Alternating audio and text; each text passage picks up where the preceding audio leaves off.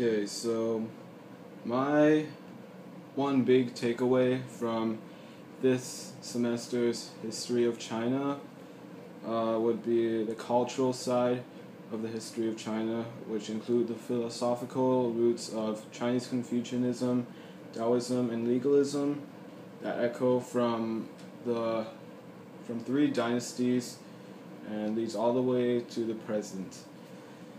So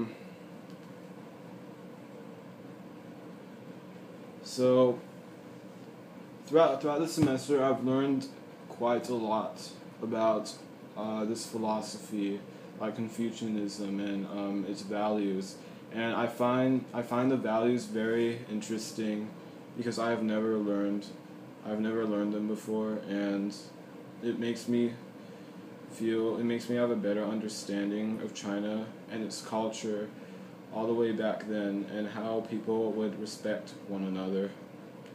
And so Confucianism and Taoism and its values, it all started way back then. Its practices, some of its practices were practiced all the way back in the Xia, when Yao, Shun, and Yu, the three sage kings, were around, who practiced ritual and being respectful, and those are some values that were practiced all the way back then. But the time when when the Confucian classics and when the Shujing and Shijing, the philosophical books, were introduced, were all the way back in the Western Zhou. And from the Western Zhou onwards, people practiced the philosophy of Confucianism, and it was very, very popular back then, and it lasted for quite a long time. But say after the around the Ming Dynasty, when China starts to become more modern, the value in Confucianism lessens, which is a bit sad, but there is still some Confucianism today. And so what I liked about Confucianism was that it had to do a lot with virtue and respect and filial piety, which is respecting your parents and elders, and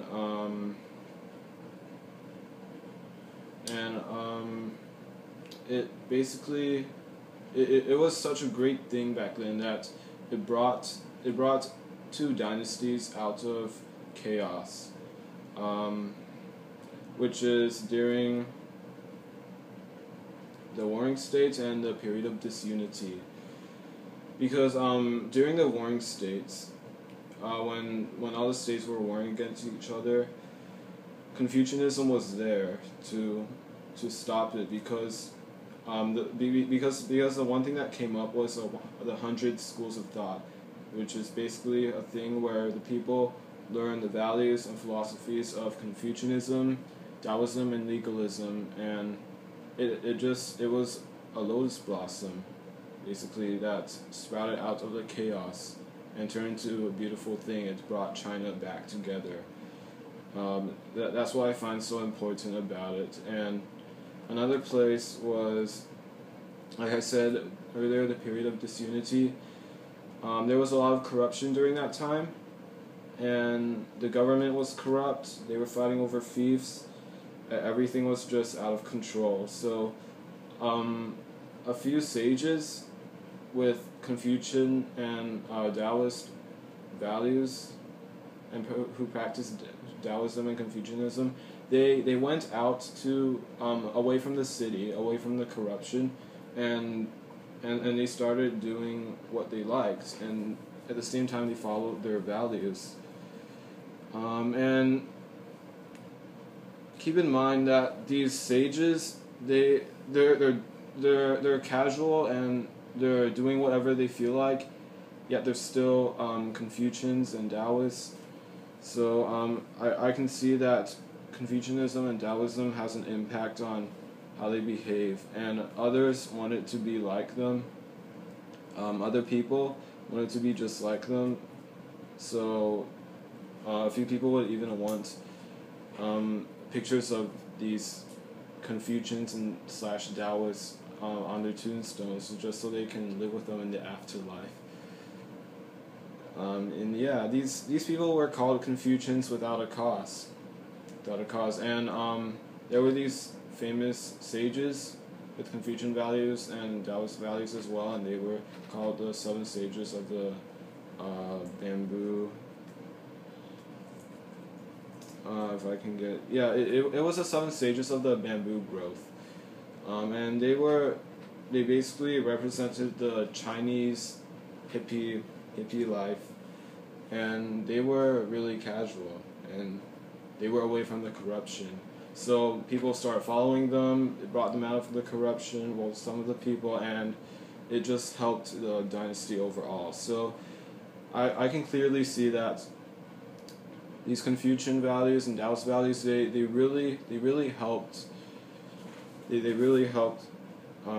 two dynasties get out of disunion. So I find that philosophy is very, very important, and that's what I find so interesting about it as well. So from yeah, so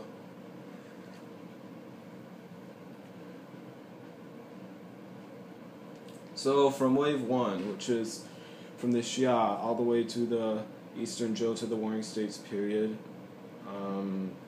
Confucianism, Taoism, and legalism was brought up from the 100 schools of thought.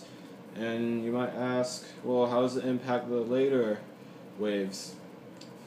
Well, in wave 2, when the first the first emperor of wave 2 was Qi Shi Huangdi, who controlled the Qin dynasty, and he adopted the Confucian value as the Han ideology, and apparently it worked pretty well.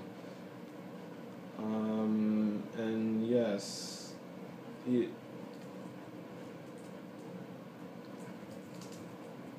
that is what they did, and I already explained how it got China out of the period of disunion as well.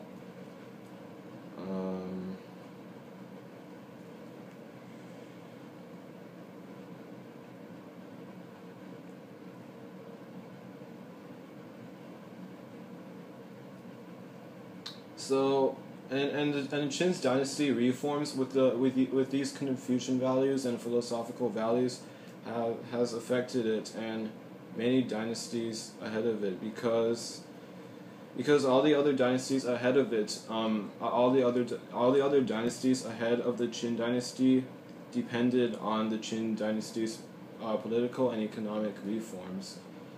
And if Confucian values were not involved, maybe there would not have been a golden age in the Han dynasty. I mean, who knows? Confucianism seems to have affected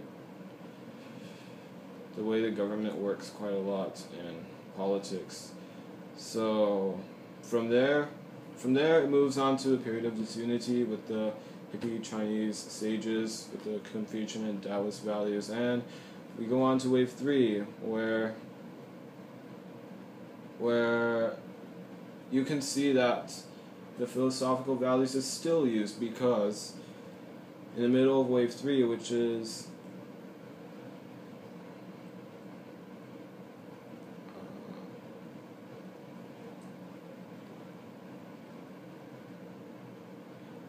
the Song dynasty. Around the Song dynasty, they bring back the Confucian civil service exams, and I know it might not seem like much. Oh, you take a Confucian value and put it in an exam, but it actually counts quite a lot. Like, it affects the government.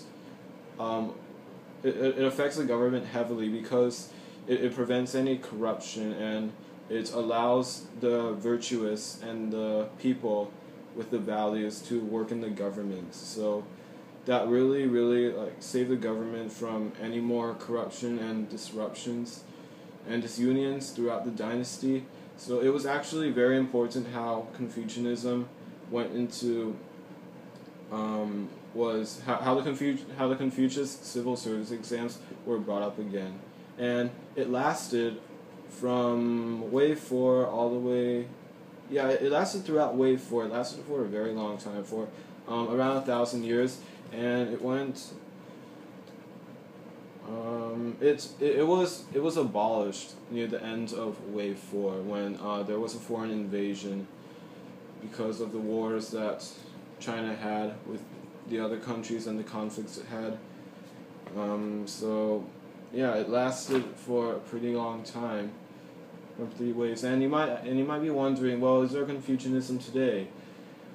Well, yeah, there's still some today, even though it's kind of died over time. There's still values of Confucianism today because if you walk in China, you might see people bowing to each other or being polite to each other. Those are Confucian values.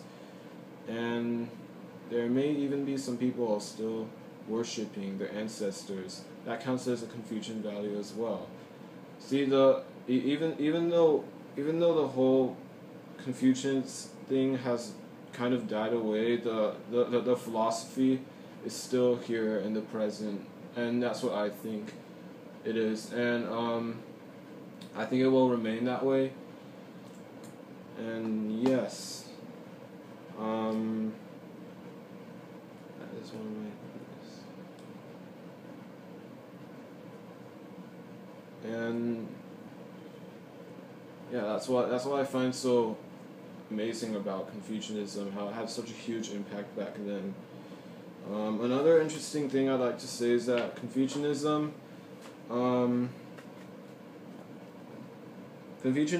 not only values respect and virtue, also values like beautiful things like music. When I say music, I'm not talking about rap, of course, or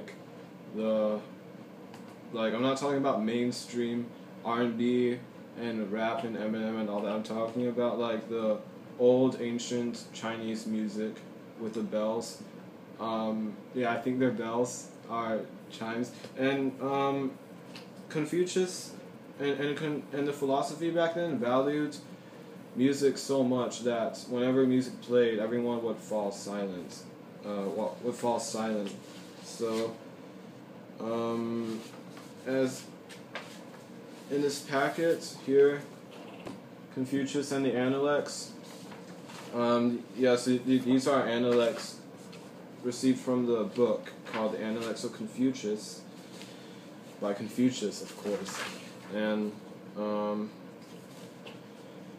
it says that when Confucius was singing with others, if someone else sang a song beautifully, he always asked him to sing the piece again before joining in to harmonize.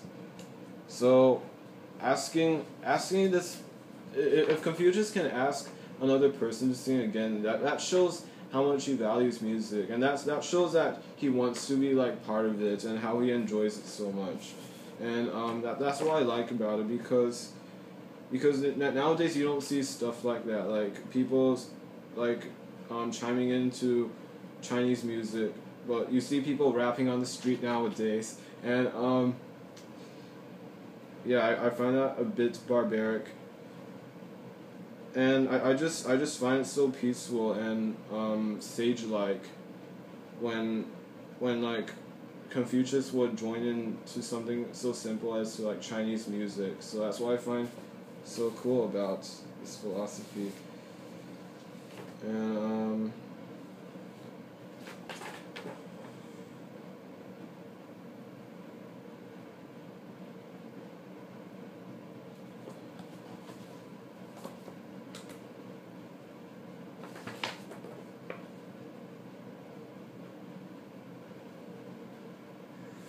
well, Confucianism